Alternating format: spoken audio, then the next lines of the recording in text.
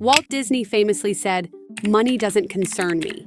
My concern is doing things that people will remember." A century later, his company seems more focused on stock price than storytelling, and it isn't working.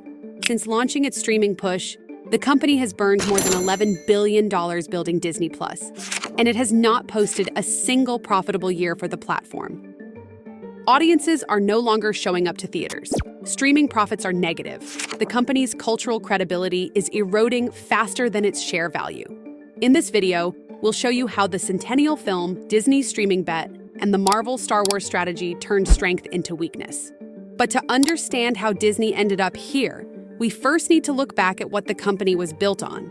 When Walt Disney built his company, he never started with financial projections. He started with an idea, and often the more impractical it looked, the more he believed it was worth doing. The gamble on the first feature-length animated film wasn't just about money. It was a creative leap. Critics mocked it as Disney's folly, convinced no audience would endure a full-length cartoon. But Snow White and the Seven Dwarfs didn't just succeed, it transformed animation into an art form that could rival live action in scope and emotion. That same spirit carried into Fantasia, a project conceived not as a commercial guaranteed hit, but as a visual symphony, merging classical music with groundbreaking animation. These works became cultural touchstones because Walt approached stories not as products, but as living worlds that could alter how people felt. Disneyland itself reflected that ethos, an entire park created to immerse guests in narrative wonder, built for imagination, not accounting. His philosophy was simple. You don't have to worry about money. It will take care of itself. Just do your best work, then try to trump it. That mindset turned bold creativity into Disney's brand identity. He wasn't chasing quarterly gains, he was redefining what animation and storytelling could be. After Walt's death in 1966, the rhythm changed. The constant experimentation slowed, and the boldest voices in the room were no longer artists convincing investors. It was executives weighing risk against return. Innovation gave way to repetition. Where Walt saw animation as a sandbox for discovery, the leadership that followed treated it more like a formula to be managed. Each step intended to avoid failure also avoided surprise. The company shifted from artists pushing boundaries to managers enforcing predictability, creating a culture where protecting the machinery mattered more than testing what it could do. The contrast is sharp when you lay their histories side by side. Snow White was created in defiance of common sense. Fantasia demanded custom sound systems in theaters because the existing infrastructure couldn't keep pace with Walt's vision. These were projects that redefined what audiences expected. Today, many films instead begin with scheduling needs, product tie-ins, or the demands of intellectual property pipelines. Creative decisions are often reverse-engineered to feed larger strategies, producing output designed to slot into calendars rather than astonish viewers. Imagination, once the engine, is now a variable on a spreadsheet. The company sought stability not through original creation but through high-profile acquisitions, studios that could supply proven hits. For a time it worked, but what looked like endless success on the surface carried flaws that would soon become visible. For more than a decade, names like Pixar, Marvel, and Star Wars carried Disney to the summit of global entertainment. On the surface, it looked like a creative rebirth. In reality, the company had shifted from inventing its future to acquiring other people's legacies. Between 2006 and 2012, Disney bought Pixar for about $7 billion, Marvel for around $4 billion, and Lucasfilm for another $4 billion. These deals didn't just secure brands, they delivered entire pipelines of proven storytelling power. Each acquisition offered the short-term certainty executives craved, and for a while, the results painted a picture of brilliance. Pixar produced one celebrated feature after another. Marvel rolled out the Infinity Saga, a run of interconnected films that dominated the worldwide box office. Even Star Wars came roaring back with global anticipation and record-setting premieres. For investors and audiences, it seemed Disney had rediscovered its magic. But that image depended on work largely established before Disney took control. Pixar had long refined a model for emotionally rich stories married to advanced animation. Marvel's characters carried decades of loyalty, and its roadmap was well underway. Star Wars had been a cultural anchor since the late 1970s. The brilliance belonged to the studios themselves, not to new ground broken at Disney. Pixar's run, in particular, continued in part because its leadership fought to preserve creative independence after the acquisition, a warning that Disney's own machinery wasn't the source of vitality.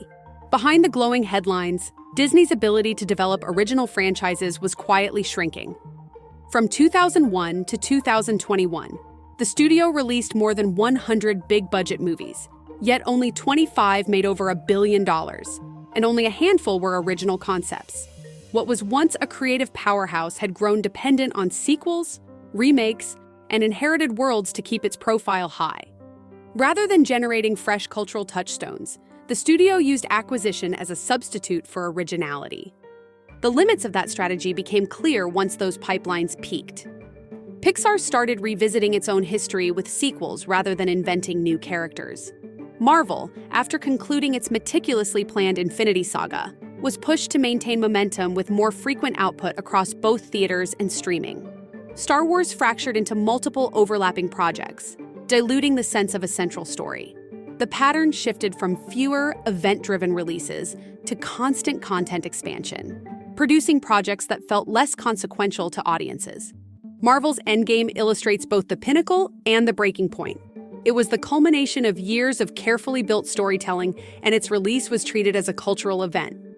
Yet once that chapter closed, the need to keep the engine running pushed Disney toward more frequent, lower-impact editions that diluted the original model.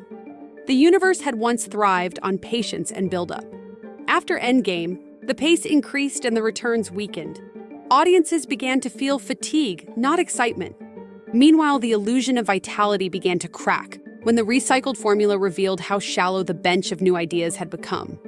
A company that once prided itself on astonishing the world with originals like Snow White, The Lion King, or Toy Story was instead leaning on nostalgia to cover a lack of invention. Spin-offs, live-action remakes, and endless franchise extensions filled screens, but they didn't build the kind of enduring loyalty Walt Disney once fought for. Success was measured less by artistry and more by how long a story could be stretched before people stopped watching. The effect was a house that looked unshakable from afar, built with bricks of Pixar, Marvel, and Lucasfilm. But without a foundation of original creation, the structure was hollow. Once audiences caught on that the magic was repackaged rather than rediscovered, the facade weakened. That weakening set the stage for what would come next, when the cracks could no longer be disguised by billion-dollar headlines, and the disappointments reached a scale impossible to ignore. By the time Disney reached its 100th anniversary in 2024, the box office had shifted from being its greatest strength to becoming the clearest sign of decline. What should have been a year-long celebration of legacy instead highlighted a company losing its footing where it once defined the entire industry. Project after project was released with high expectations, yet instead of marking a historic victory lap, the year revealed how fragile Disney's theatrical business had become. Take Wish, the film meant to symbolize a century of storytelling. It was marketed as a tribute to the studio's past while pointing toward the future, yet the result landed flat. Wish carried a production budget of around $200 million and was widely criticized for feeling formulaic and forgettable. Audiences, expecting a landmark anniversary event, gave it little enthusiasm. For Disney, a studio built on animation, failing to make its Centennial film resonate wasn't just a financial misstep. It was a symbolic one, showing how far its storytelling had drifted from its roots. The live-action side fared no better. Indiana Jones and the Dial of Destiny had a reported budget well north of $300 million before marketing, placing enormous pressure on its release. Instead of delivering a triumphant farewell to one of cinema's most iconic names, it fell short worldwide, never recovering enough to cover its staggering costs. Critics singled out its slow pacing, audiences found little spark in the story, and many questioned why the character was revived in the first place. The end result was one of the costliest underperformances in the company's history. Even Marvel, Disney's most dependable brand for more than a decade, suffered a dramatic collapse. The Marvels came with a near $275 million production cost, but delivered the lowest box office returns of the entire Marvel Cinematic Universe. For a franchise that once defined blockbuster dominance, this was not just a disappointment. It was a breaking point. The warnings of audience fatigue that had built up over years were no longer speculative. They were now visibly reflected in lost revenue. Across these films, the outcome was undeniable. Production budgets ballooned, marketing campaigns stretched across every platform, and yet the returns consistently failed to cover expenses. This wasn't simply about a bad year at the box office. It revealed a pattern where some of the most expensive movies in history were more likely to lose money than to generate profit. For investors, the losses were alarming. For audiences, the films felt uninspired, marked by weak writing, nostalgia by numbers, and fatigue from endless franchise extensions. The broader industry shift only underscored Disney's decline. In 2024, Universal surpassed Disney to become the world's most successful studio by revenue, an embarrassing reversal given Disney's dominance just a few years earlier. While Disney saw its event films sputter, Universal thrived by mixing strong animated releases with lower-budget successes in genres like horror. The contrast was stark, one company adapting to changing tastes, the other relying on bloated tentpoles that no longer inspired confidence. What makes this slide more damaging is that it didn't happen in isolation. The live-action remakes like Mulan and The Little Mermaid also leaned on nostalgia yet failed to capture the magic of their originals, offering returns that covered some costs but delivered little of the cultural staying power Disney once guaranteed. All of this leaves a pressing question hanging over the company's future. If Disney can no longer count on theatrical films, the very foundation of its empire, to consistently make money or inspire audiences, what can it rely on instead? That uncertainty isn't confined to the box office. It extends into the other side of Disney's strategy, where it invested billions in hopes of building the next era of growth. There, too, the cracks are beginning to show. Disney Plus looked unstoppable at launch, but the platform has cost Disney more than $11 billion and hadn't turned a profit. That contradiction sits at the heart of the company's streaming story. The service began with enormous momentum, positioned as a direct rival to Netflix with a library no competitor could match. Classic animated films, Marvel blockbusters, and the entire Star Wars saga became available in one place, and subscriptions surged past expectations in the first year. To families, it seemed like the entertainment home they had always wanted. The problem was that Disney banked on growth at any cost. From the very start, billions were poured into original content meant to prove that Disney Plus offered more than just the back catalog. Marvel and Star Wars spin-offs were rushed into production, with secondary characters getting entire series before audiences showed clear interest. The pace and scale of that buildup were staggering. Lavish budgets were approved as executives convinced themselves that more content was the only way to dominate streaming. Within 5 years, over $11 billion had been burned through, and the platform still hadn't achieved profitability. Overspending was one issue, but oversaturation made the financial hole even deeper. Instead of dedicating resources to a select number of high-quality projects, Disney crowded its release calendar with wave after wave of shows. Early on, fans welcomed the idea of frequent new installments. A steady flow of Marvel heroes or extra Star Wars series sounded exciting, but quickly that excitement gave way to fatigue. When new shows arrive constantly, they no longer feel like events. They stop being cultural moments and start blending together as disposable content. The reliance on Marvel and Star Wars to sustain subscriptions only amplified the problem. Viewers who once subscribed for beloved characters began questioning whether the endless spin-offs added much value. The Star Wars series, for example, was reported to cost around $180 million for its first season, but despite the price tag, it failed to hold viewers beyond early curiosity. Similar disappointments plagued Marvel's streaming entries, which stretched thin storylines into multi-episode arcs that rarely matched the impact of the films. High investment didn't translate into audience loyalty, and subscribers realized there was little reason to stay once the novelty wore off. That loop, expensive production followed by limited engagement, reshaped the streaming experience. What started as a weekly family-focused ritual became a sequence of content dumps that audiences barely noticed. Even when the shows looked polished, they lacked staying power. A release would dominate attention for a few days, then vanish in conversation as the next title appeared. Instead of giving Disney Plus the cultural footing it needed to rival Netflix, the flood of average projects undercut the platform's distinctiveness. The subscriber data told a clear story. After the initial spike, growth slowed sooner than expected. By 2023, the numbers began to flatten, then slipped into a decline through 2024. Investors who celebrated the flood of new users were left staring at charts that peaked early and bent downward. For a company used to measuring success by billion-dollar box office runs, seeing its flagship digital investment stall out so quickly revealed just how fragile the strategy had been. By then, the consequences extended well past financial losses.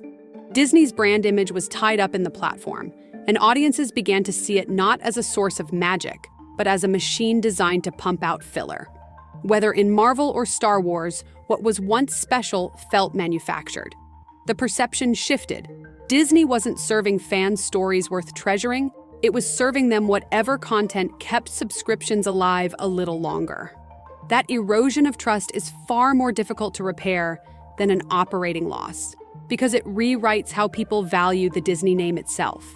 The result? Huge upfront spending, a calendar full of forgettable releases, and a streaming product that looked big but lacked durable value. And that outcome carried consequences outside the financial world. Because when audiences start feeling taken for granted, they don't just leave quietly, they push back. The shift became clear when criticism started being treated less like feedback and more like hostility. Some executives and affiliated outlets at times cast negative reactions as bias, accusing detractors of sexism or racism, rather than addressing story problems. If a Marvel film disappointed, the criticism was often reframed not as a comment on weak scripts or tired formulas, but as proof of an audience unwilling to embrace progress. In the Star Wars fandom, complaints about uneven storytelling or inconsistent character arcs were written off as toxic rather than taken seriously. This defensive posture aggravated many fans, who felt their good faith concerns were being brushed aside in favor of easy labels. These choices had consequences beyond any single film. Fans of Star Wars, for instance, felt increasingly disconnected as beloved flawed heroes were replaced with characters designed to arrive already perfect. Luke Skywalker once stumbled and learned. Rey seemed fully capable from the start, leaving little room for growth. In the live-action Mulan, the journey from awkward outsider to skilled warrior was replaced with a character already invincible, draining the arc of relatability. Viewers noticed similar trends in Marvel, where human vulnerability was stripped away in favor of formulaic empowerment. Without struggle, the stories lacked the grounding that once made audiences connect so strongly. When fans pushed back against these patterns, the response often widened the divide. Loyal communities that had supported Disney franchises for generations suddenly found themselves accused of bad motives simply for expecting more coherent stories. Criticism of pacing, character development, or tone was blurred with accusations of prejudice. Instead of resolving issues with stronger writing, Disney's approach created an atmosphere where disagreement itself was painted as suspect. Those who once defended the brand now felt alienated, not because they had changed, but because their loyalty was taken for granted. Money can, in principle, be recovered with the right project. Trust cannot. When audiences feel unheard and disrespected, they stop giving second chances. The very communities that built Disney into a global empire have become the same voices questioning its relevance. This isn't an organized boycott or a coordinated campaign. It's the slow, steady withdrawal of loyalty, a quiet rebellion that leaves Disney without the one resource it cannot replace: belief in the brand itself.